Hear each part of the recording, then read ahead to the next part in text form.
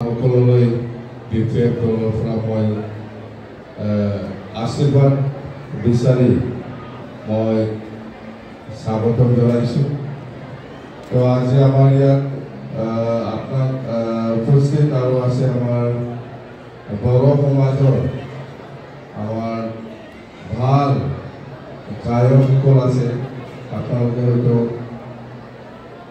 চিনি পায় না নাপায়, মুঠতে নামটো শুনিছে, চিনি নাপাব পাৰে।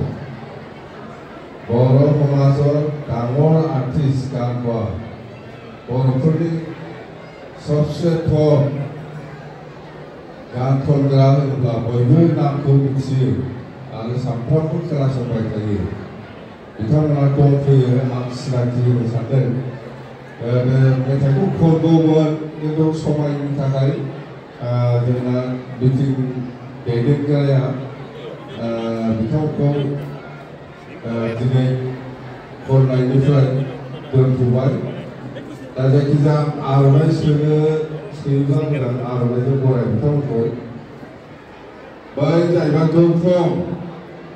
गौतम ब्रह्म, बेनो बर'नि टप मोनसे सानफ्रामबो गान खोनासंबाय थायोना मबाइलाव, बे गौतमा। दा गौतम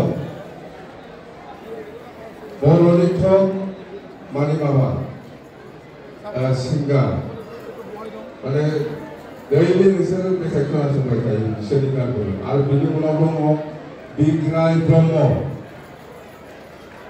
सानफ्रामबो गान खोनासंबाय थायो नोंसोरो।